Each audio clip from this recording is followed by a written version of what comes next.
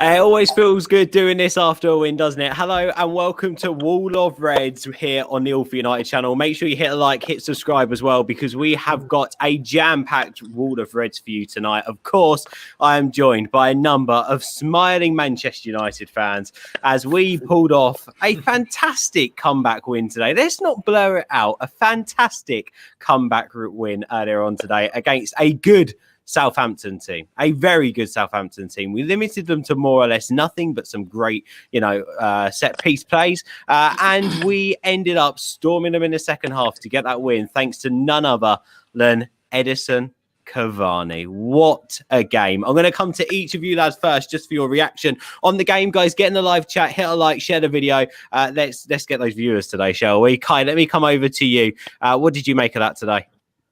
Well, before I get smug about my favorite guy, Cavani, let me just say that Ole has basically swatted aside all of Twitter's favorite managers this season. I'm just saying, I don't know, but I don't know if I should say this, but I think the curse of the number 7 jersey as well could be something that will be fading in the future. But it was a lovely match to watch. I think from the moment the game started. I mean, if you look at just the way our midfield performed generally, look at Fred. He was basically everywhere. And today he was getting some of the technical things right, which he generally gets wrong. There was a moment in the second half when we were chasing the game, when he turned Romeo at the halfway line. It's something which he always gets wrong. But he did it today. It worked, and I think everything was going well for him. And Van de Beek with some really ridiculous ball retention today.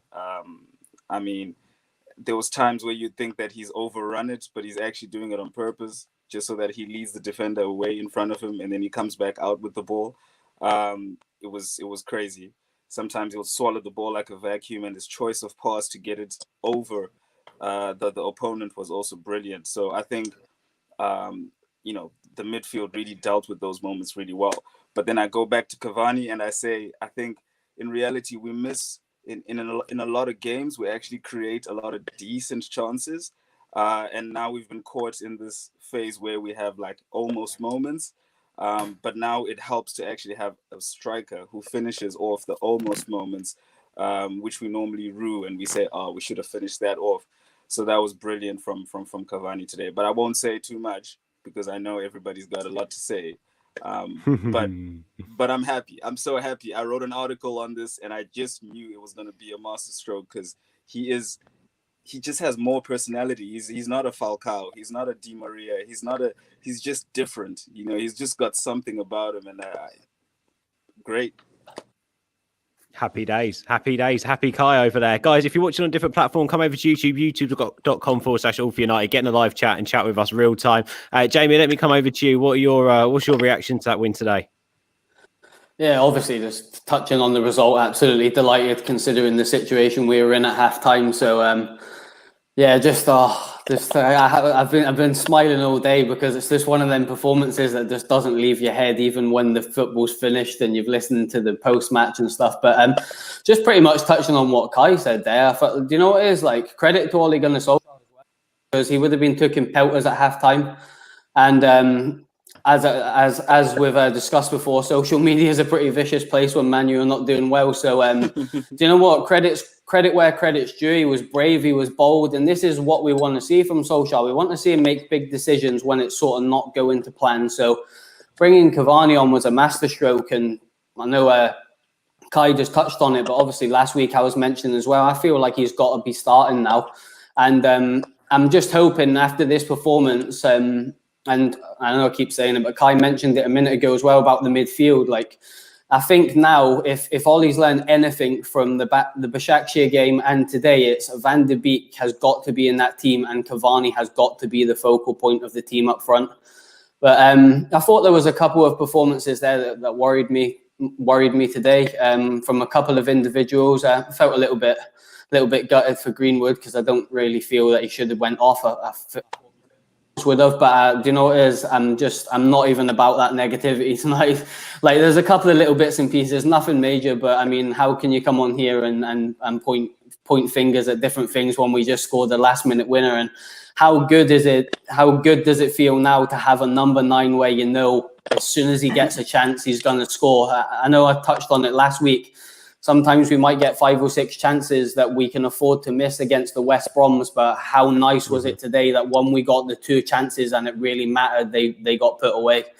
So just like Kai, I'm not going to say too much because I could talk all night about it. But yeah, absolutely fantastic and proper centre forward finishes as well, which I loved about them the most. Ice Brilliant, cold, fantastic movement as well for both the goals, and even for the assist. Fantastic ball into Bruno Fernandes. Evening, Jamie. Hope you're good. Evening. Big 3 points. Cavani needs to be starting games now. Hello to Reaper 2004. He says smiling is an understatement. I'm sure half of them needed the oxygen tank in Fergie time. Van der Beek was quality. Jamie said we'll come on to that. Tyrone said although Martial he thinks was missed in today's game. We'll get onto that in a bit. First of all, let's do the 60 seconds to 2 minutes on the reaction to the matches, and guys, get yours in the comments as well. I'll read them out. Sean, welcome back, bud. What did you make of that today? Guys, good to see everyone this evening. Thanks for having me back. I'll tell you what, this match today proved exactly why so many people who are Ollie out and so many people who are Ollie in, so many people who are against Bruno and so many people who are for Bruno are all right. This is just the life of a Manchester United fan and supporter at the moment. Like, it was amazing. It was a match. Really, it was almost like 2 different games, the first 60 minutes and then the last 30 minutes, the ups and the downs. You could point out good and point out bad. But at the end of the day, whether you're for the manager or against him, for this player or against him, if you can't watch that and be excited, if you can't be gassed that we got 3 points out of a match like that, how we did it, then your agendas supersede your love for the club. And that bugs me a little bit. So at the end of the day, I'm buzzing. I'll just say when it comes down to thinking about the match itself, like I said, I don't know sometimes if I was coming or going. You know, I feel like I need 4 or 5 personalities and agendas at the moment just to support this club. But, you know, as the guys were saying earlier, it was a big 3 points. But I'm going to say this. For me, I'm sure there will be some agreements and disagreements tonight, which I'm all for. I might even take up some positions I don't necessarily agree with just to make sure we keep it interesting and we argue a little bit. But I'm going to say this. For me, overall, outside of obviously the last 30 minutes or so where obviously we have to say Tarzan was man of the match. Beside Tarzan, for the whole game, Donny van de Beek was absolutely brilliant. I think I counted 2 times to give the ball away. He was immense. He is so tidy in possession. He is a phenomenal footballer, and I'm glad that Van der Sar threw him our way and that Real Madrid decided that they wasn't collecting any money from the government this year to buy him because it was good for us. Yeah, good shout, Sean. We can hear you perfectly, by the way, but your camera is glitching out a little bit. I don't know if you're slightly laggy, but thankfully we can hear you fine, so I'm not too bothered. I just want to bring in a comment here from Brendan, who says, I prefer winning like this. It teaches players that they have to work to the 90th plus minute if they want to succeed. Abdel, how would you break that down today? Was you happy with that at full time? Yeah, obviously, who wouldn't be happy with a last minute winner, right? But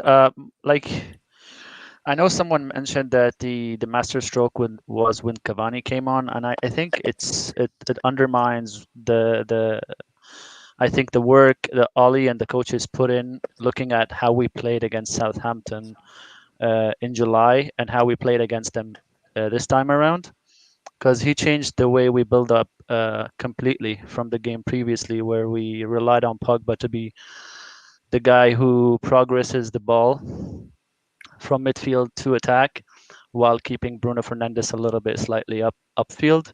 He changed that completely. And because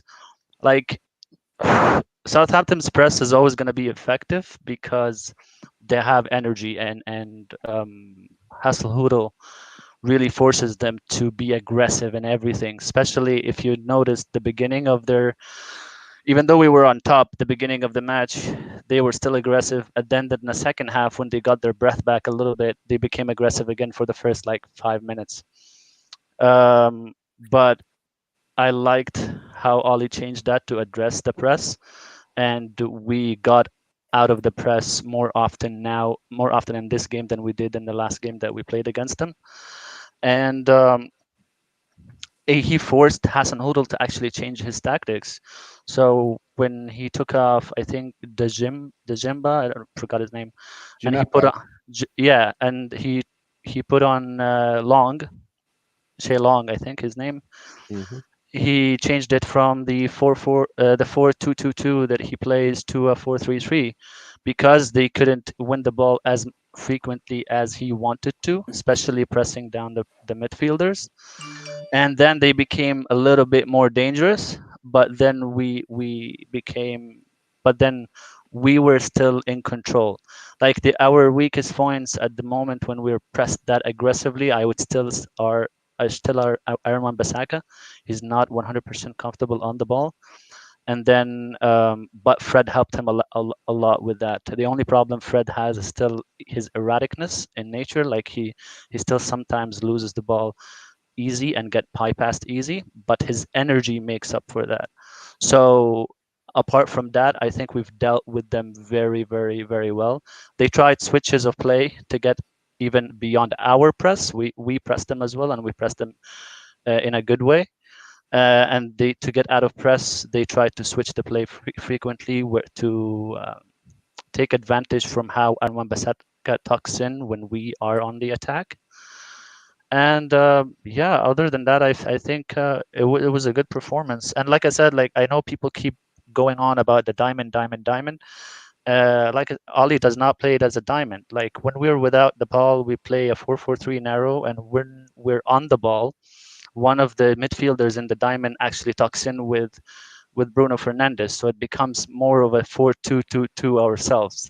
So it's like when we were on the offensive, it was the back four, and of course the fullbacks do push up, and then you have Fred and Matic, and then Donny van de Beek tried to always maintain level with Bruno Fernandes, and as soon as we enter the box, one of them, like they have to communicate, one of them would stay in the box and the other would stay out of the box. So it was more of a 4-2-2-2 when we were attacking. But yeah, I was impressed with that. I was impressed with the way we changed things. I was impressed that we learned our lesson.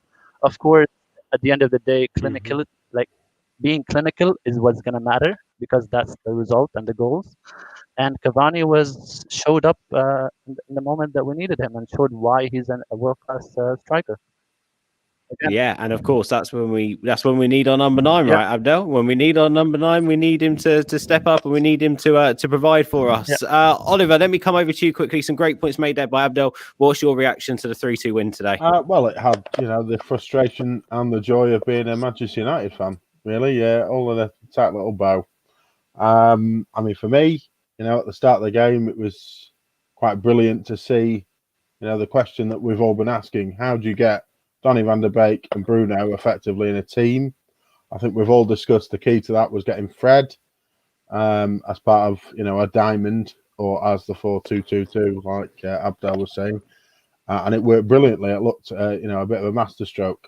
I think with the combative midfield that they were obviously going to have today and have used effectively, quick passing was going to be key, to getting through that today, and I think they did that brilliantly.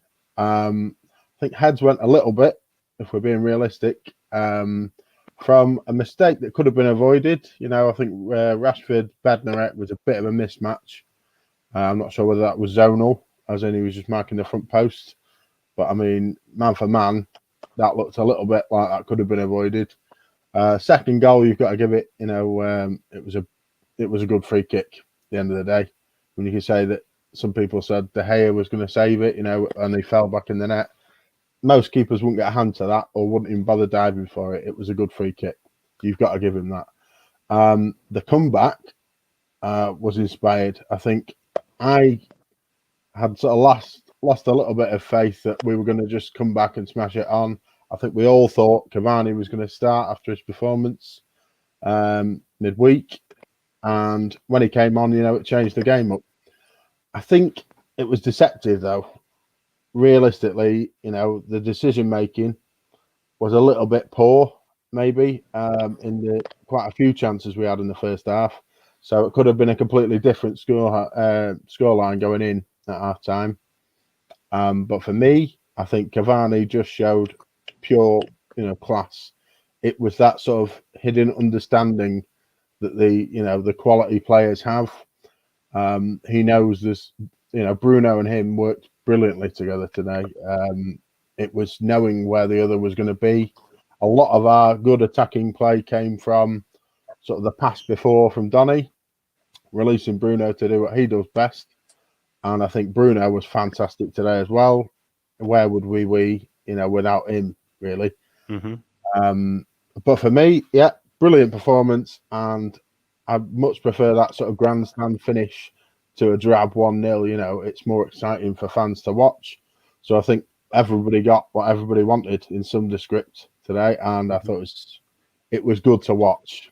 That's what we've been. And it's 3 points on the board, which is this is it. Come on. Yeah, that's what we need. Alan, Chelsea lost points as well. Alan, let me quickly come over to you and just very, very quickly get your thoughts, please, Alan, on the win today. Yes, it was an important win, actually. From an optical point of view, you can say that it was a tough game coming up for Ollie, playing against Southampton at St. Mary's.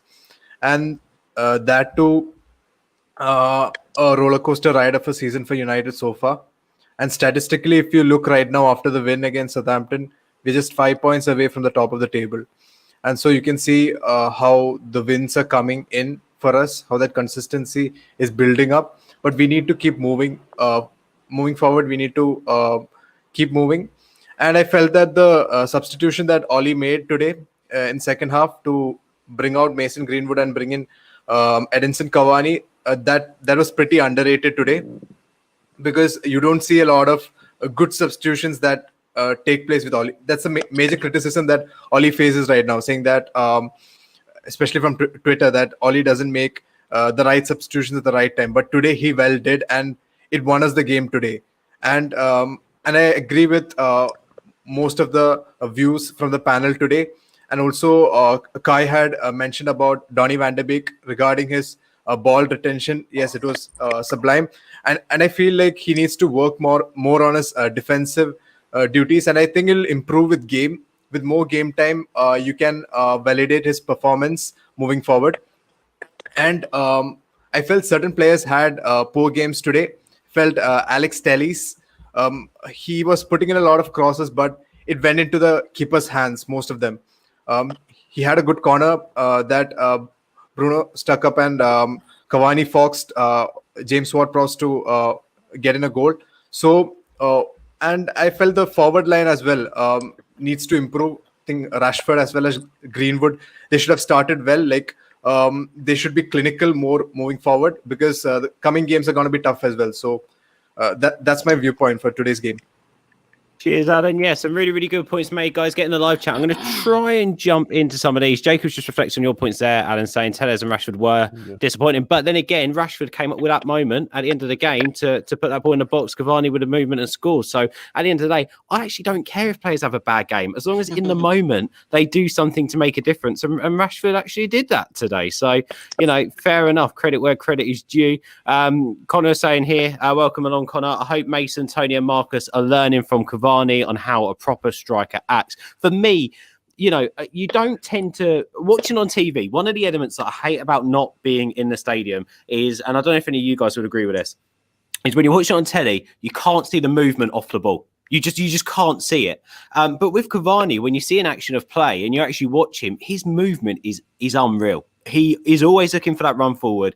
He's always looking to cross the defender. It's just quality. And I think that comes with education and reading of the game. So I completely agree, Connor. I hope, and Jamie's saying here, Cavani is intelligent. I really do hope that our strikers are watching and learning from Edinson Cavani, because they could earn an awful lot. And Jacob here with a comment on Donny van der Beek. Van der Beek is an elite player. I love how much he looks around when we're in possession constantly, building a picture in his head while paying attention to where the ball is. For me, it's world class. Look, Kai, you're in the Netherlands. You've watched quite a bit of Donny van der Beek.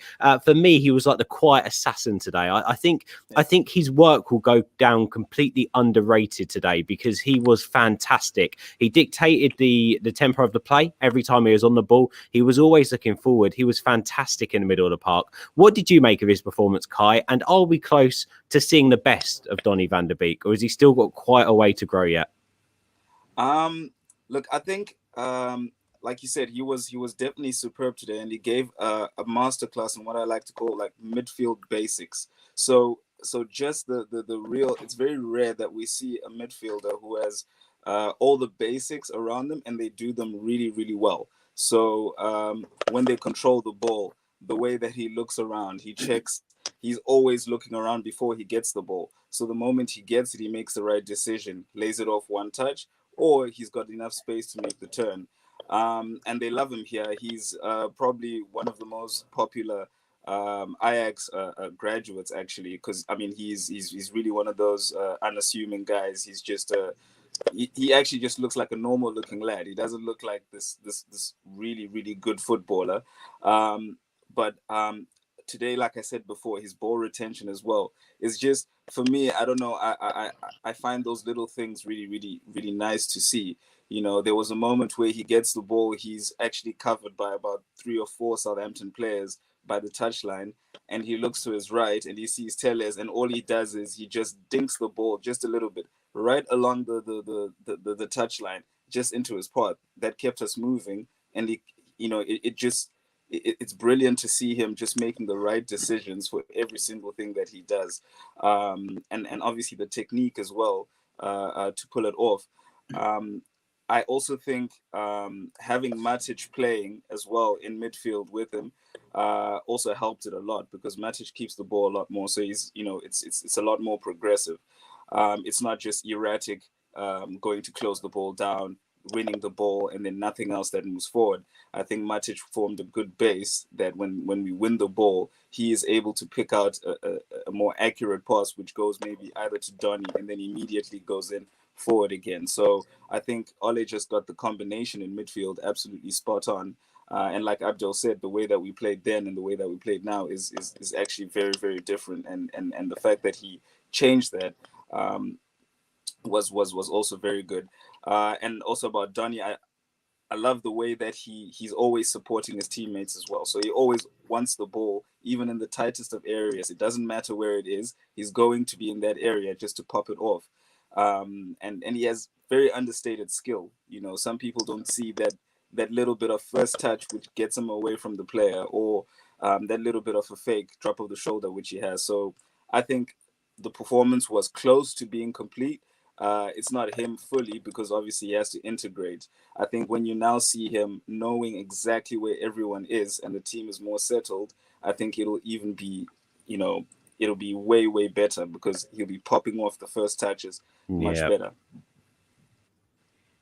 Yeah, I completely agree. And I do also agree with you that Matic next to him / behind him is a great look, because it means that he doesn't have to worry about the defensive responsibilities. And he also doesn't have to worry about, again, I say this as a positive, but a negative to Fred. He's a bit like a headless chicken. You never know what you're going to get with him. He just runs and runs and runs and runs and runs. And that's to his positive, but also to his negative as well. I do want to continue talking about Van der Beek with you, Jamie, but just quickly, I want to tell Mark, who's just tweeted, we put up about, Sean, you mentioned about you know, why everyone who's Ollie in and Ollie out, why they're all right. This is a roller coaster of being a United fan at the moment. He's replied with, what a load of nonsense. Even at 2-0 down, we weren't playing badly. We were a better team, but missed our chances and then conceded 2 sloppy set-piece goals. I want to come back to that in a second, because although I'm not going to say that we were playing badly during those stages, I think there's a real discretion here between chances created and chances gifted to you. In that first half, if you're talking about from open play, creating chances, we really didn't create anything. Now, if it is not necessarily down to playing badly that was why, it was because I think, a bit like what Abdul was saying, I think both teams were actually cancelling each other out in the first half quite successfully. You had two well set up sides against each other, and it was a game of chess at that point. We actually conceded 2 goals off the back of set pieces, which you sometimes can help, sometimes can't. I don't think we were too sloppy from the corner, to be honest with you. And I think their free kick, James Ward-Prowse's free kick, was absolutely immaculate. But I don't think that you can categorise 2 completely horrendous defensive errors, one from the goalkeeper and one from Vestergaard, who was in absolute no man's land. I don't know what he was doing, not tracking Greenwood's run. I'd be fuming if I was a Southampton fan. I don't think you can class those as United creating a chance. We didn't. We profited off the back of poor defending for those chances, which then registered a couple of shots on goal. But we'll come back to that, and I want to get the rest of the guys' views on that. That was just my little rant on that comment. But we'll come back to it, Mark, and we'll chat about it and get in the live chat and let us know what you think. I want to continue the Van der Beek loving at the moment, though, Jamie, because I think Van der Beek is an exceptional footballer. What do you love about seeing Van der Beek play in our midfield? What does he bring to this side that we didn't have? I think he's so, it's like Kai was saying there. Sorry, I know I keep saying that, Kai. Sorry, mate, but you're absolutely spot on what you were saying earlier. So, but he's just I do apologise, Jamie, putting you after Kai. I know, yeah. Don't put me next to Kai or Abdul, because of this them. I'm never going to be as good as them. Absolute podcast royalty, them two. But I think it's like he's so comfortable on the ball. Like it's like if he's got men around him or not, he's quite happy to take the ball in and just give a little intricate pass out to the wings, or just a nice little cushioned pass into Matic or Fred. But I think he's got to the point now where he's showing that many qualities, and he isn't always playing full games either. So he's given us little glimpses of what we're going to get longer term. And I can't remember who mentioned it earlier, but I think it was Oliver. I'm just so glad that Real Madrid decided they didn't want him, because he's just been absolutely fantastic since he's come in. He does exactly what Kai says. Sorry, I feel like I keep saying it now, but he's already said what I want to say. He just does the basics really well, and you do find Dutch footballers do keep it simple, particularly midfield players. They're very good on the ball. They'll take the ball in tight spaces. They're more than happy to play through the lines with it. And the thing I like about him is he looks forward all the time. I know one of the comments a minute ago just says his awareness when we're in possession, he's looking for when he gets that ball, where he's going to give it to next. It's like he's one step ahead of the game before he's even received the ball, and that's just intelligent playing. So he's obviously been a delight since he's came, and as I say, he's not necessarily started every game. So I can't wait until he sort of really gets into his groove. If Kai's saying to us that this is sort of not Donny at his best at the moment, I can't wait to see what's coming. So obviously, joy to watch in the United team. He brings so much to that midfield. I just hope that Ollie's sort of brave now and understands his value to the team, and he improves the games of the players on the pitch as well. That's what I think it's important. He's not just standing out from the team. He's linking up with Bruno. He's improving Fred. He's helping out when Matic plays for him, and it gives us different options and different elements for Ollie to go with. At certain formations, he can fill in certain roles, and I think it's put to bed the myth now that he can't play in the 2, because he done it in midweek. I know I said on the show a few weeks back I would like to see him where he can play that more deeper role and sort of still influence the game from a deeper lying position, and he showed that he can. So, but I do think Matic and Fred definitely did help him.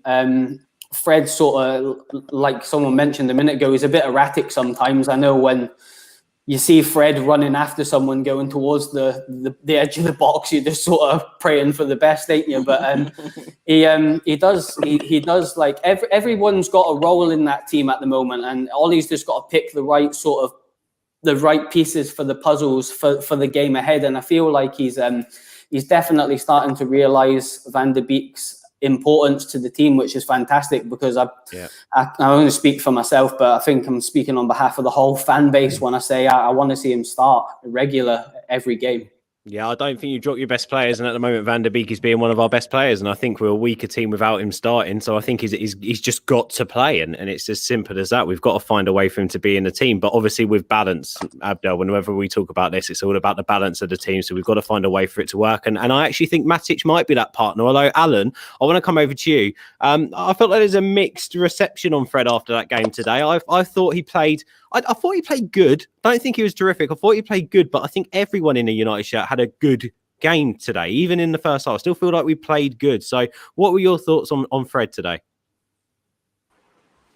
I think the first half, it was more about the conceding the 2 goals. So after conceding the 2 goals, we saw the team, trying to settle down, try to come into control. But when we came into the second half, things started to change. We started to gain more control, started moving forward. So I think that really enhanced the confidence of the team, overall confidence. Like each and every player was able to understand what they were doing wrong earlier.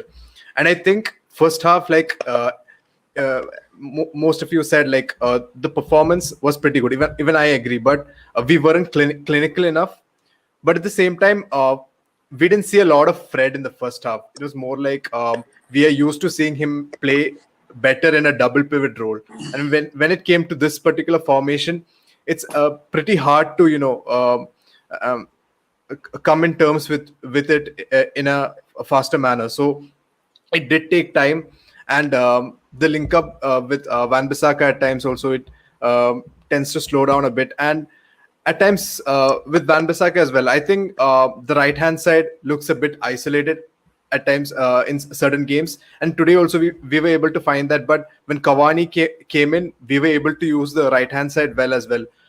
So we need to see that side being used more quite often.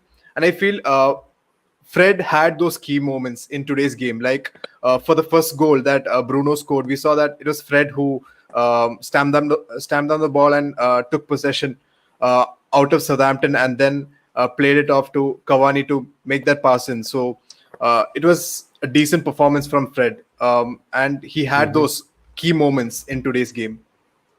I think we're getting some comments in off the back of what you're saying here. Alan Jacob said Fred had some very good moments. Tyrone says Fred will always have good moments, but he needs to just pass the ball to others as soon as he gets it. His passing is limited, and he should never shoot again. Good comments, Tyrone.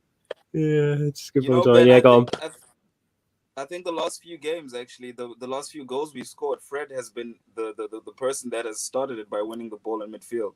So I think he's actually understated in that. I don't know which games they are, but I think in the last 3 games, some of the goals we've scored, it's been him that's actually been the catalyst to us scoring that goal from breaking play up, or and starting that first pass. But you need that in the midfield, right? You need someone who can break up play. You need someone who can dictate the pace of the play. You need someone who can dictate the tempo of the game and can play the simple but also the forward passes. Then you need someone who can create a moment of magic. You need some pace. You need some clinicalness up top, and you need to have a ruthless defence. And I think I don't think United are there. I also don't think we're a million miles away. I think that we have got a base here of a team that we can only improve moving forward. Now, no matter what your opinions are on Ole Gunnar Solskjaer or the coaching staff, I think today we showed a bit of everything. And I think I agree with you, Sean, what you said earlier on. We showed some moments of poor defensive weakness. We showed some moments of inexperience. We showed some moments of experience, some magical play as well from Fernandes at time with balls in behind too. I think we've got a little bit of everything in our squad. But Sean, we just spoke about Fred. We've spoken about Van der Beek. I want to hit on another midfielder in Nemanja Matic today, who was back in the side. What did you make of Matic's performance, Sean? Because I thought it was again underratedly quite good today. I thought he played well. I just put my match reaction up a few moments ago, and there was a few times he even broke the lines, even with his dribbling. And I was like, "Who is this guy? Did he roll back the clock a few years?" I thought he played well. I think that just back kind of what some guys were saying a little bit ago about Pastor Fred. I mean, I love Fred. I think that the one thing about Fred that always concerns me is that he's not press resistant. Like when you look at Donnie, man, he's press resistant. It's like the ball just sticks to him. He gets out of trouble. Where Fred, on occasion, his first touch lets him down. If it wasn't for that, if he could really clean that up, I mean, we wouldn't even be talking about needing a full-time CDM so that we could play 4-3-3 or whatever. He could hold that down by himself. I really could see him do it if he was a little more press resistant. And then when you hear guys on the opposition teams that are now pundits like Troy Deeney, I was listening to him talk, and he was saying how they specifically targeted Fred when they played us because of that first touch. That always makes me a little bit nervous when other professionals are even willing to say that. But overall, I thought Fred was good. I thought the midfield played well. I think that, to be quite honest with you, for me, up for the first 60 minutes, the person that was just doing my head in, because I love him, was Bruno. Because, I mean, we know he's going to turn the ball over and give the ball away, trying things. We get that. But the thing that was killing me was sometimes he gives the ball away trying fancy stuff and tricks that aren't necessary. There was one time he had a give and go with Wan-Bissaka, and instead of just receiving the ball and making the simple pass back to him, he's doing like backflips and heel kicks and stuff like that. It's just unnecessary. If he could ever tighten that up and where he wasn't giving the ball away like that, I mean, I still think he's world class. I love the guy. But it's those little things that I think that in the first half, I felt like the team, if anything, I thought the players kind of let the manager down a little bit. You know, there were guys not tracking back. Some defensive players were not, playing well in the midfield when it comes to their defensive responsibilities. One time in the game, I remember Bruno didn't track back, and it was in the second half, though. And when Dean made the save, Bruno put his hands up like, I'm sorry, that's all on me. And so I think sometimes, it's funny, back to the original comment about actually you addressed, Ben, about the two chances that we had in the first half. They were pretty much howler giveaways that we should have put away. And the interesting thing is that when we have moments like that, we want to say, look what the manager got us two chances they didn't finish. We don't want to look at the mistakes that caused that. But then you have to be honest enough with yourself to say, okay, for guys, for example, that don't like Matic, to watch him play today and say, look, today he played well. Today at halftime, the manager made a change that had to have been a tough change for him to make that turned out good. And we played well in spots. And I think, Ben, you said it perfectly, and I've heard some other guys say it. Sometimes we're too much of a moments team. Like in moments, we're the best team on the planet. Like there are certain things that Ole coaches us to do that in moments, like for example, when we can sit back or we get a lead and we can counter, I don't think there's anybody better in Europe at it when we're really on form. But at the end of the day, all we need is consistency. If Ole can get us there, then listen, this year the league is wide open in my opinion. And so really as a United fan, all I'm looking for is consistency. And at the end of the day, loving this more than whatever agenda we have. And when you win a match like today, I don't care who you are. I don't care if it didn't happen the way you think it should happen. You should be celebrating. Mate, yes. Bang on the money. Love that. And do you know what you're saying there about consistency? Like, are we starting to maybe see a little bit of consistency? I actually thought we had City this upcoming weekend, not West Ham. But the fact of the matter still remains that we've now had three, we got the away wins on the bounce. We haven't lost an away game in I don't know how long. We're playing terrifically away from home. We've got tricky away games coming up.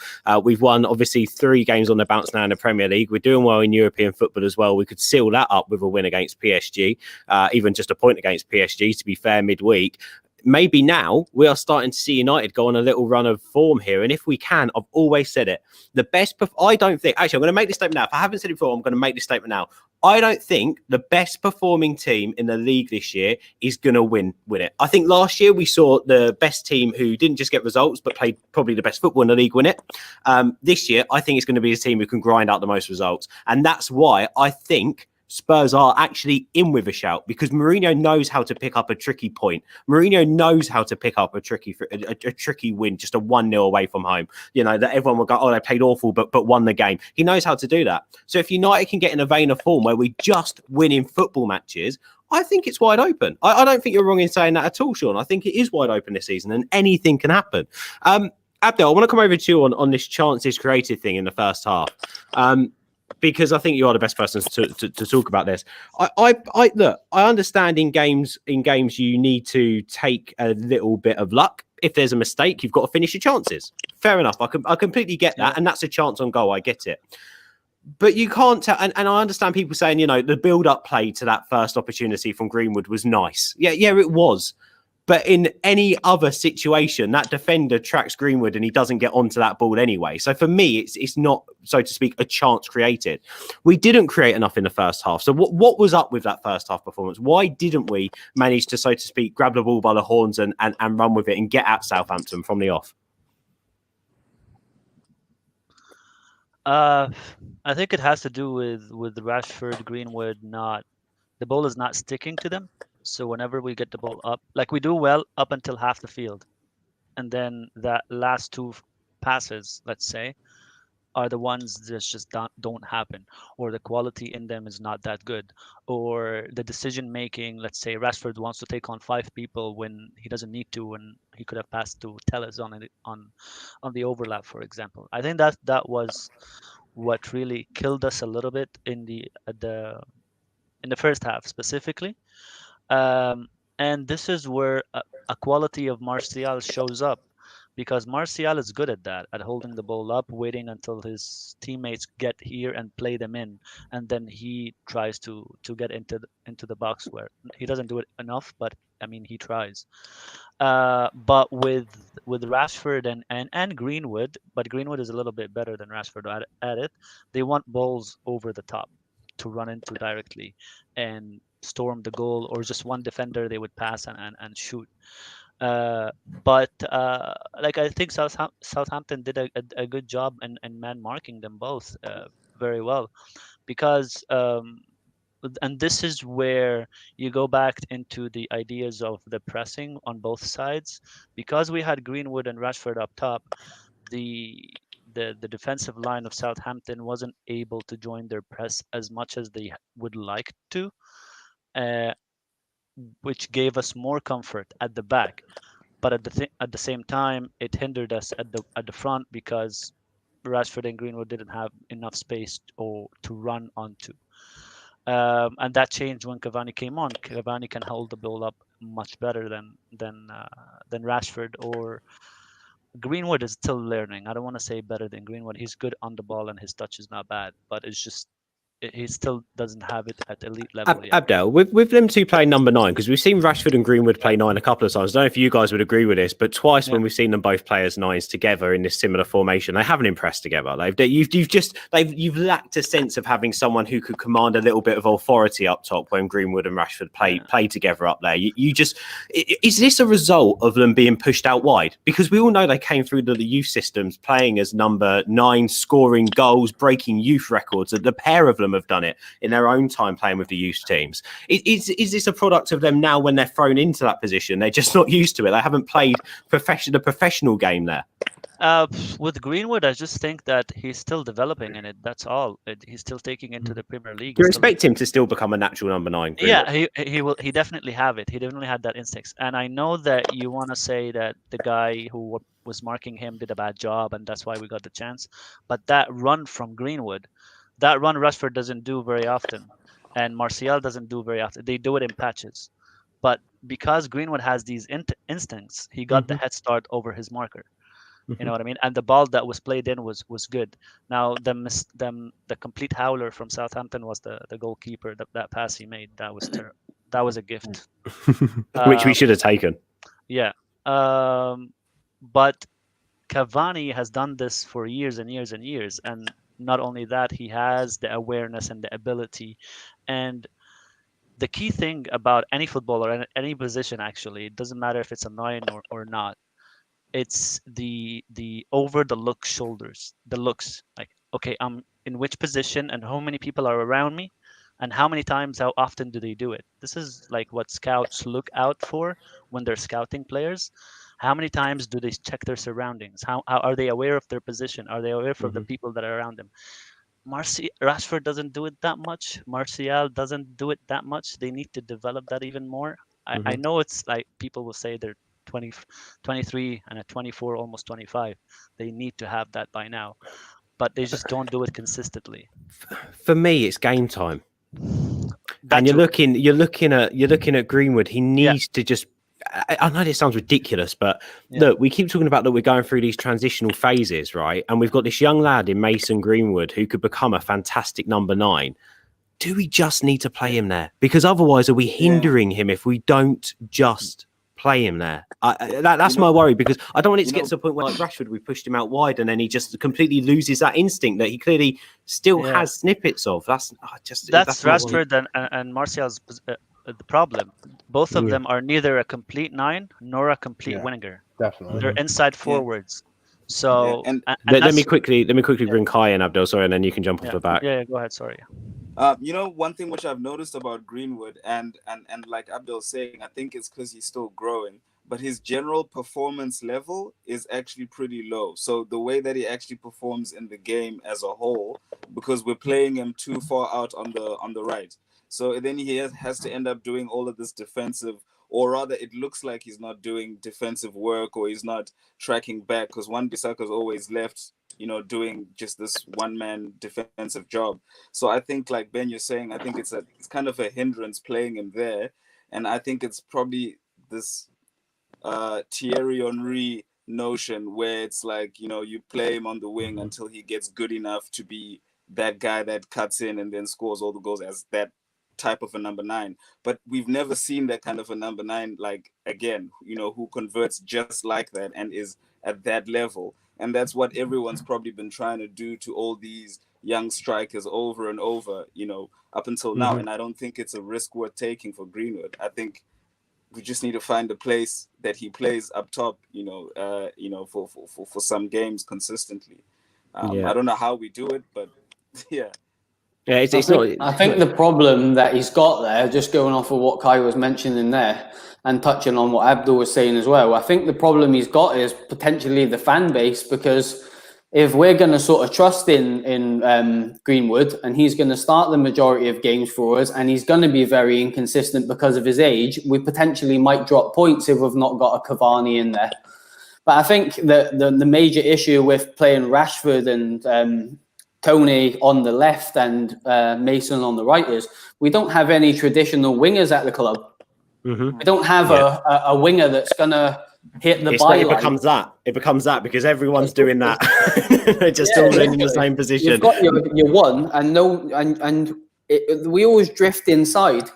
And I think that's probably what I prefer Tony on the left. I know he's not a great demonstration. Yeah, I don't know what that was. What was that? I mean, come on as well. And let me just quickly jump to some of the comments. So let me just quickly, because there's loads of comments. I've missed all the Matic ones, but some guys have made some really good comments on the midfielders. Do you want to bring in Jamie, who says Cavani's our number 9 now? Tyrone says Greenwood is so young and doing well, just needs to take notice of gutter press and he will be fine.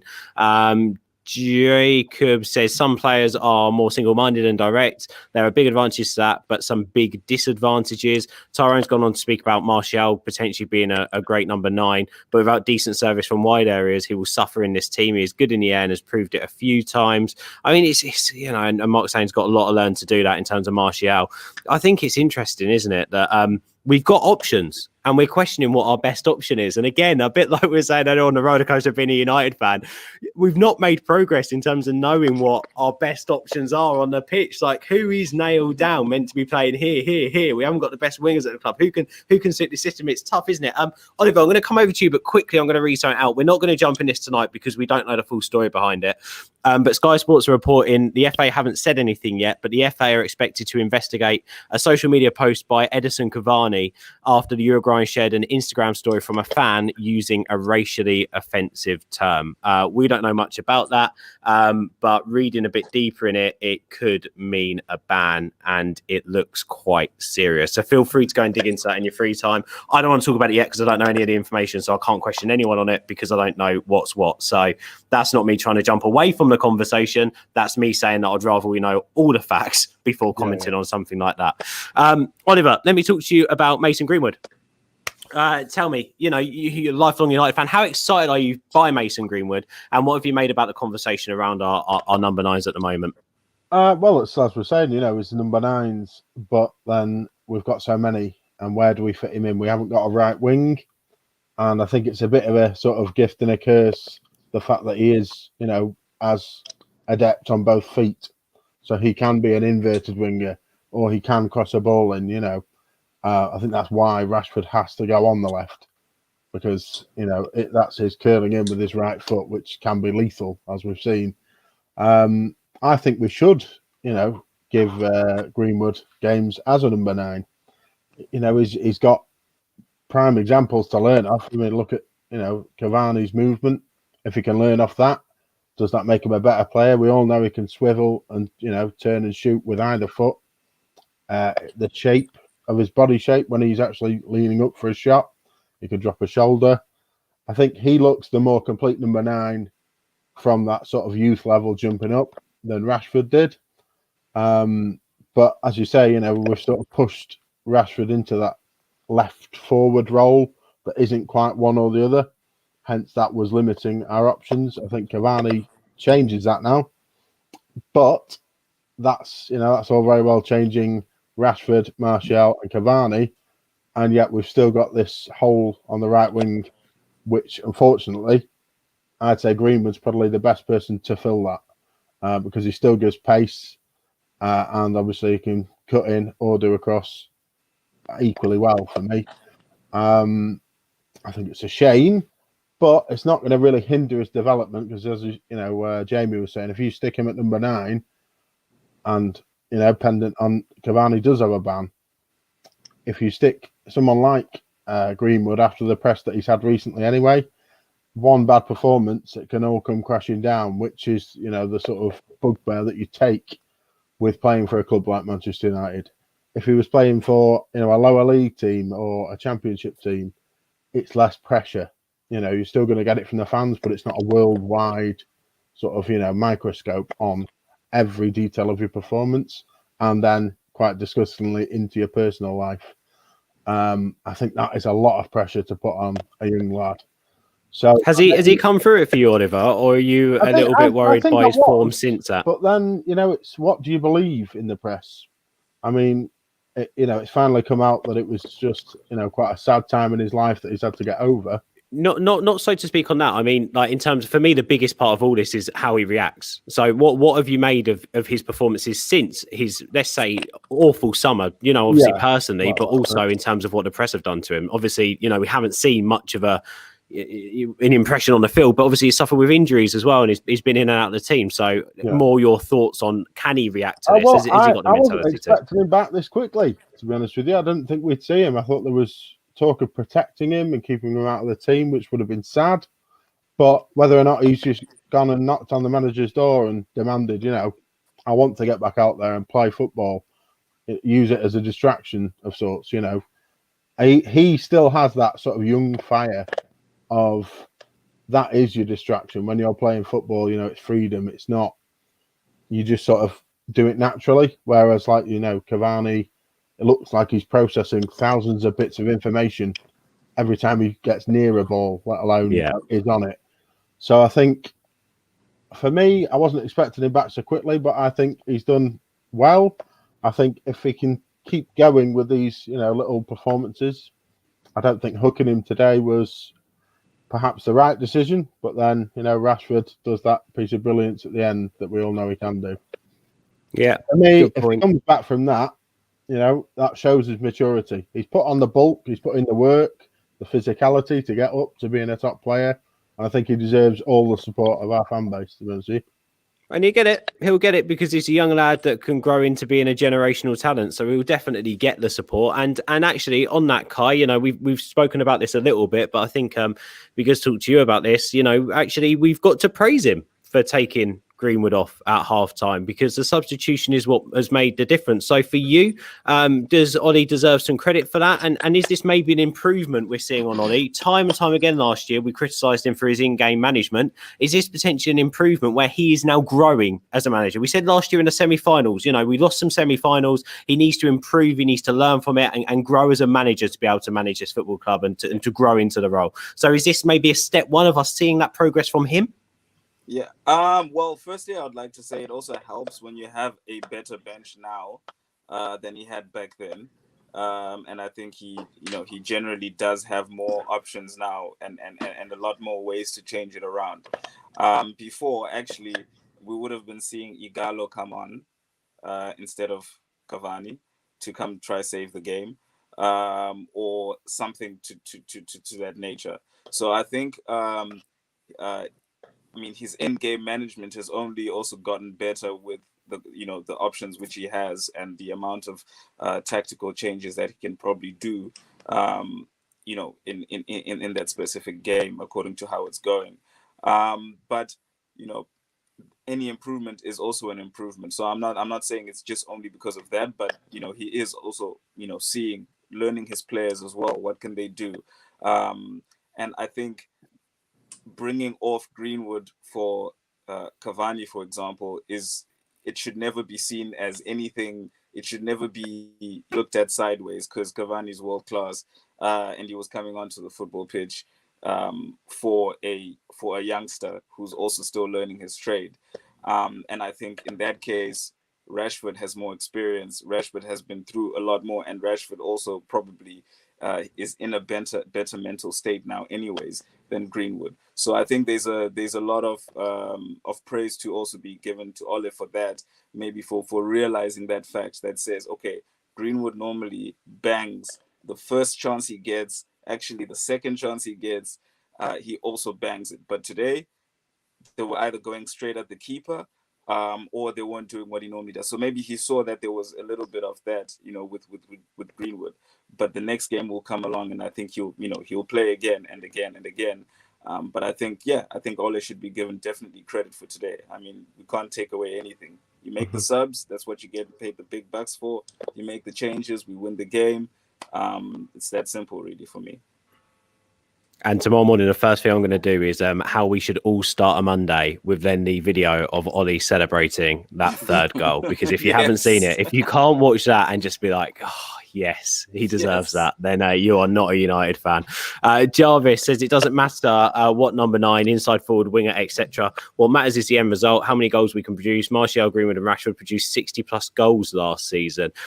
Well, my response to that, Jarvis, though, would be that they've not looked anywhere near that so far this season. So with the adding of Edison Cavani, I think we've got 4 forwards there. I think we'd do well to get that potentially again. I can't see us reaching that again. And I'd be happy if the 4 got to that instead of just the 3 this season. Because as I say, this season's a bit of an anomaly. I can't say that word.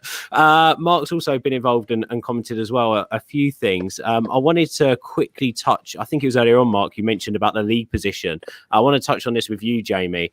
I think we're probably 3 points off third. I know Leicester have a game in hand, a bit like us, but I think they play tomorrow, don't they, Leicester? Do they play tomorrow? I think so, yeah. 2 points away from them. Yeah, so we're 2 points away from Leicester, but we'd probably be 3 points off of 4th, because Chelsea would be in 4th at that point. However, their goal difference is like 12 plus ours. I mean, for such a bad start to the season, again, 3 points ahead of Arsenal as well. Arteta's the 4th coming of Pep Guardiola. We're not doing too bad, are we? No, definitely not. I know I was saying last week, it's a social media culture that people probably think that we're doing bad. We're actually not. We're not that far away, really. And just touching on, I know I've mentioned Kai quite a lot, so I'm going to go on to you this time. You did mention that a good run of form can sort of get you right back, right in the mix. And who would have thought that when we? I said that. Was that me? That was me. Yeah, I think that. I think this guy. That. Just take the shout out. It's usually Kai or Abdul, so just take it. Mate, I'm always right. So you do, yeah, mate, spot on. It's like that conversation me and Oliver had about the penalty. I was right, so it's good. Yeah, it's good that I'm being called out for being right. Good lad. I'll get on to Oliver soon. He'll mention something in a minute anyway. No, don't do that. I just think a good run, and you can potentially, sounds crazy, but you can sort of be in the mix for the honour. I don't quite think we're there yet, but I think we're week by week. I'm seeing sort of chemistry in the team where we're sort of starting to show something, and I feel like we're probably not quite there yet, but with maybe a centre back coming in, maybe filling that right wing position. I don't think we're too far off. You did say that earlier as well, so I'll give you a shout out for that one. But, do you want me to say something really outrageous, Jamie? I will say something really outrageous right now, and everyone can disagree with me if you want, but I had this thought earlier, and I truly believe it. If you put Harry Kane in this Man United team, we win the league. That's right wing more important. I think there's a little bit of unbalance in the team purely for the fact of Harry Kane gets you 20 assists and 30 goals a season. He can just do that because he's world class. For me, you put a world class centre forward like Harry Kane in this side, I think you win the league.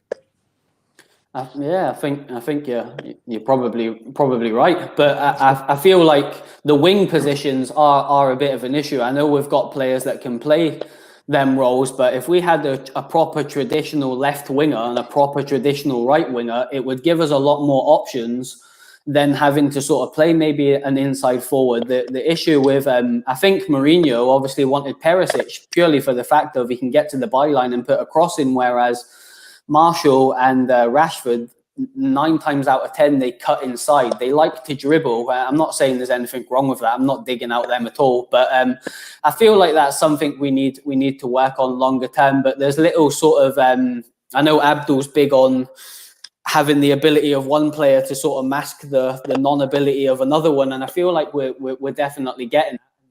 I think we're a couple of signings off of being a real force.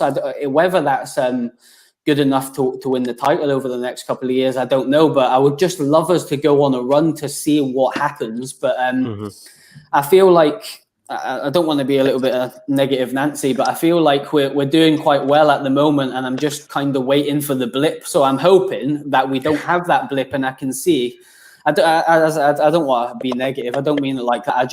We always seem to go on a good run and then we get hit and back down to reality, and then we drop points for 2 to 3 weeks. So this is the time now to see whether we can get a bit of consistency, and who knows if the magic happens for the rest of the season, I'll see us all in Manchester with a bottle of champagne. 100%. Jarvis says, agree, Ben. Harry Kane win us the league. I just generally think that. Brendan saying that Kane wins us the league is pointing out that our biggest weakness is our attack forwards, not our forwards as such. I do think, though, that we've struggled for an out-and-out striker, and I think seeing Cavani doing a little bit of what he does now just goes to show you that having a world-class centre-forward can win you games when you're either A, I'm not saying we didn't play well today, but either A, not playing well, but also B, when you need to come back and you need to find a way to score goals. And I think Cavani did that today. Brown Knight says 5 of the 7 clubs ahead of us dropped points this week. Of the other 2, Wolves have played a game more and Leicester haven't played yet. This win was huge. Brown Knight, completely agree. Alan, what do you make of that? Was this win understated a little bit? Do you think this was a huge win for us? Yeah, definitely. Moving into this game, it was a very tough game because Southampton, Chelsea dropped points at Southampton. I think Everton also lost against them. So you can see that big teams, not big teams means pretty decent teams, but United is way above them. But like those we are competing with, they have been dropping points against teams like Southampton. And last time, last season, we drew both the legs at Southampton, and now we were able to come up with an away win, and that too our 8th consecutive away win, and that's a pretty good record as well, a new one. So basically, what we are able to do right now is we have not been getting a lot of home wins recently, but getting those away wins right now, it's really helping us build up that confidence. And it really is. And I enjoyed this game more than the Everton one because the way we approached this, I think there was a plan for this particular game. And then when we moved later on into the game, there was a belief that we would be scoring towards the end. And even if Cavani scored that winner in the 85th minute, there was always a chance that we would score another goal or 2 more goals in, because after Bruno scored that goal, there was no chance. Southampton didn't get a lot of chances to finish us. They couldn't kill the game. They were literally trying to waste time by being a bit more physical, trying to gain possession, diverting the ball sideways. But we pressed hard. We tried.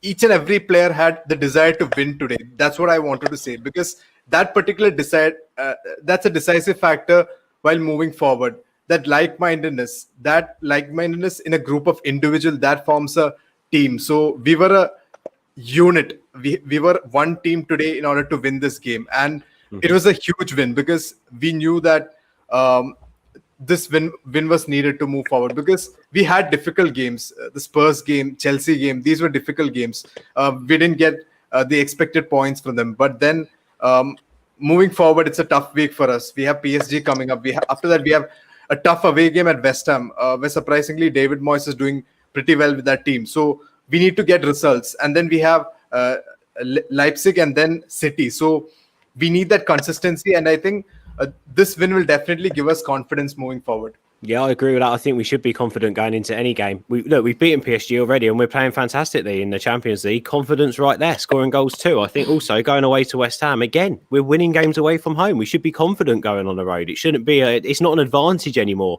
for the home team. I think we should be more than happy. I don't know if West Ham are going to have fans in or not. We'll have to wait and see. They could do by that point, but there's a few speculations around the way the Premier League's going to do this, so we might not see the fans in the stadium next weekend. But we will have to wait and see. I wanted to move on to a point there, but I can't actually remember what I was going to say. I had something in my head ready to go, and now I've just completely lost it. But Sean, I was going to come over to you with one thing, and that's around the whole. For me, it's interesting when we talk about the defence, because for me, Southampton didn't create a lot. As much as I don't think United created a lot in the first half, they really didn't, Southampton, apart from the two set pieces. And I think they hit the post, didn't they? I think that was it, really. They had a deflected shot, yeah. Couple straight down down De Gea's throat. Again, Henderson didn't have much to do when he came on as well. So what do you make of the improvements in our defence, Sean? Well, for me, I think I just want to say Jamie's living rent-free in my head with that Perisic reference, because I was thinking that earlier about how the fan base would have went berserk if we would have actually signed him. Is that a mention for me? Is that a mention for me? That was a mention for you, Jamie. But also, Sean, I've just remembered what I was about to say, and it was reflecting on Alan's comment about. I'll come back to you about the defence in a minute, Sean. But reflecting on Alan's comment about the similarities between the Southampton game and the Everton game. For me, what the most important thing is, we didn't quit like Daniel Dubois did last night. That's what I wanted to come out with. That's what I wanted to come out with. Finally, I remembered. The break. He took that knee like a wimp. I thought this ain't the right conversation. You've destroyed it. Yeah, Sorry. I just want to say overall tonight, I mean, so many. Go on, Sean. Talk to us about the defense and stuff. Sorry. Yeah. So many of the guys have been on point. I think that when it comes to the defense, for me, I still think that we need a proper holding player to play in front of them who can do it by themselves on a regular basis. Like I said, whether Fred can really develop into that, we know. Listen, Matic 5 years ago, I mean, the Matic we had tonight can play that role, but can his legs withstand that game in, game out in the Prem? And I don't even want to get into Scott McTominay because I don't think that's him at all.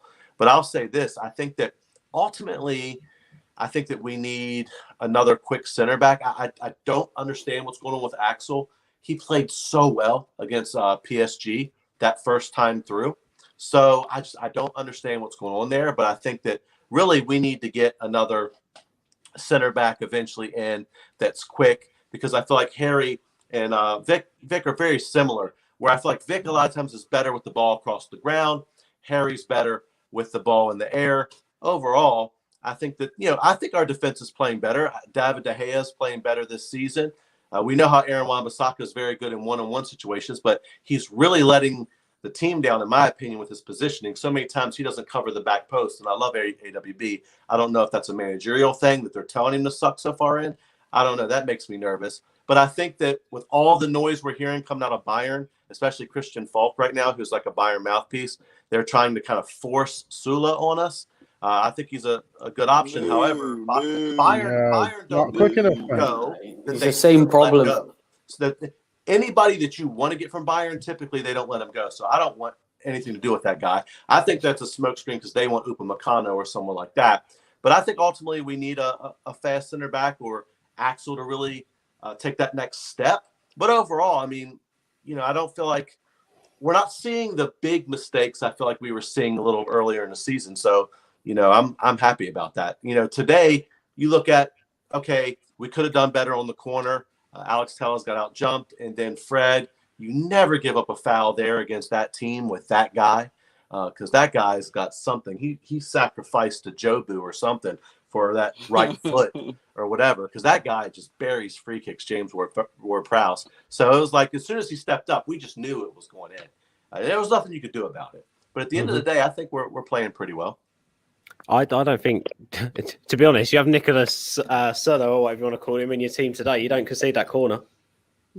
I forget they can keep Sula. One of our biggest problems, no matter what anyone says here, and I completely agree with the fact is slow. I get it, and I completely agree with the fact at the start of the season we had such a high defensive line, we had no pace to get back and be able to defend adequately enough. But we've rectified that in dropping slightly deeper. You can see now defensively we can deal with having a bit of a deeper line and also be able to transition into attack. I think for me, our biggest problem at times this season and last season have been set pieces. They just have been. If you have a look at the majority of goals we conceded, quite a big percentage of them have been set pieces, which is why I could understand if United wanted to have a look at a bit more of a unit to go alongside Harry Maguire. Now, I know that doesn't really please every single fan because we want to see an Axel 2 and Xabi and Mengi, someone strong and fast and physical. But sometimes you can line up and play in a way, as long as a manager is switched on with that suits the players you've got. Does that make sense? So if we went and got out a player like Serda or managed to get him, by the way, he's a fantastic defender. And he's fast. He is fast. Just because he's big. It's his stride, Sean. He's got a big stride, mate. But he is not slow like other people say he's slow. I don't know one German guy that, because I have a lot of German students I work with, but I don't know one of them who rates Sula. Do you know what we'll do? Because I don't want to talk. Rate him. I'm just saying, just because he's big, people think he's just a slow, lumbering guy. But his biggest problem is he likes the bratwurst and beer too much. From what that's a legend. That's a legend. Do you know what we'll do? Because I don't want to talk about transfers. What we'll do is before the transfer window, the few weeks in the lead up, we'll do a couple of Wall of Reds and block out the last 15 minutes and talk about players, because we could be here for ages if we discuss players. We'll take David Alaba. Yeah, and we're looking at freebies as well by the looks of it. Abdul, let me come over to you on the defence. Have you been impressed with, especially? I think he needs a shout out. Harry Maguire is looking loads better than he looked at the start of the season. Abdul, why does he look so much better? I think because he got his head straight and his confidence. He got over what happened to him in the summer, so that was definitely good to see. And all the people that said he was the most overrated, bad, fridge, whatever you name it, all the names that he got called earlier in the season, I think they're slowly eroding away now. He's always been a good defender, but what happened to him was not something small. So we had to stick by him in his tough time and see if he's gonna pull through from that, and he did, and you can see his confidence is back. Also, what helped us a lot as he was regaining his confidence is that Victor Lindelof stepped up big time. He's been playing very well, both of them actually, and of course goals are going to get the headlines, but like quietly these two have been our two standouts in the last, since the international break, not this, like the one in November, the one before that. Yeah, I'm with you on that. And you pointed that out a couple of weeks ago as well. To be fair to you, Abdel, sorry, that it's been since then. Oliver, let me come over to you for the final word on this. I just think there's loads of positives to take from today. I do think we played quite well. I do think that we lacked something in the first half that was rectified in the second half. I think we're positive moving into the PSG game. So how are you feeling right now moving ahead? I mean, not just to the PSG game, but also in the league. We're in a good position, aren't we? We've gone through our patch of bad form. The teams above us haven't necessarily done so. So at 2-0 down was the first time that I thought it was really unjust that we were 2-0 down. By the way, also, I didn't think the game was over, though. We were 2-0 down, and I always thought one goal changes this game. That's the first point this season where I've gone, it's only a blip. One goal, we're back in it. And then 2 goals. And then, we should be winning this. It's not been, here we go again. It looks like we finally got on the track. And everyone's fighting for the cause. Bruno scores that goal, picks the ball up straight to the halfway line. It all looks like we're all moving in the right direction, and you're allowed to be positive about Manchester United on all fronts now. It's not this uncertainty, like you see a lot on Twitter. People have to be right, that they have to know all the answers. So there's this sort of negativity that slides in. But I feel today, not at any point, not a 1-0 down, not a 2-0 down, that it had sort of gone past us. Because, as we've said, it was 2 set pieces. We knew they were going to come and go for set pieces. I'm surprised Bednarek actually scored. I thought it was going to be Vestergaard. But that were the 2 things that you knew were coming, because that's what, it was their main arsenal. And yet, they didn't offer much else because we controlled the game. It was deceptive at 2-0 down, to say the least. But as I said, I'm a lot more confident now. And, as Abdel said, the defence looks to have sorted itself out now. They're giving themselves a yard. It's not that sort of, I'm going to get beat one-on-one. It all looks a bit more complete. And for me, I can't wait for the PSG game. It's not going to be, which team's going to show up. I think Pogba not being in the team has helped that, because it's not so much if he decides not to show up, that affects the rest of the team. Everyone on that pitch today looked like they were giving their all for the team, for the cause, for the badge. And I think that then inspires the fans, because for me, I think we can go and smash this. And as Karthik would say, I think we're going to win the Champions League. Yeah, that is what he would say. I just hope we can keep this form up to the City game, because I think that would make the Man City game very, very interesting. We're above City now, aren't we? We are, yes, by a point, I think. Is it a point or 2 points? 2 points? 2 points. 2 points. 1 point. Very important game. Either way, yeah. But then we've got... Go on. Okay. Sorry, Ben. I just wanted to say, the one thing which I also noticed defensively is also Tellez doesn't actually give up too many chances on the back post. He always wins his back post headers. It's a weird thing, because normally very silky type of fullbacks generally don't like the responsibility that happens on the back post. But I've noticed in the last 2 games, he wins those challenges.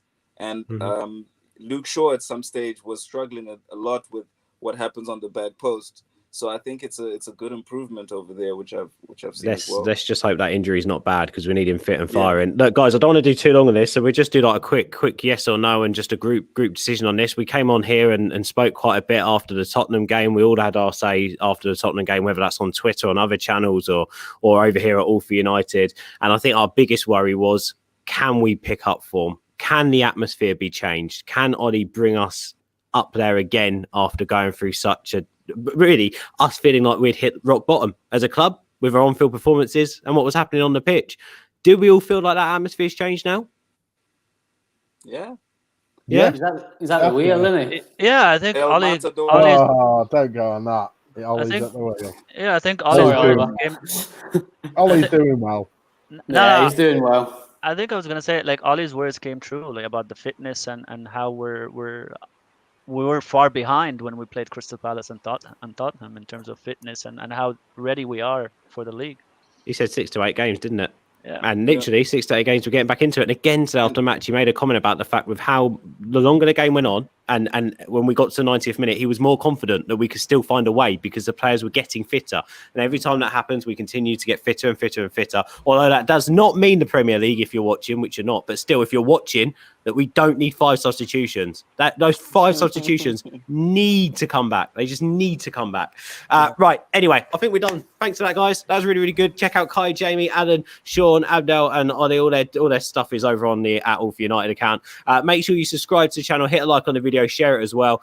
Drop in tomorrow will be the PSG preview. You've got mine and Joe's late night lock-in as well. We've got the podcast on Tuesday. On Wednesday, PSG reaction. Then loads of good stuff for the week as well. And we'll be back on Wall of Red Sunday night at 10 o'clock. So make sure you join us. Ciao for now, guys. Peace out, guys. Awesome.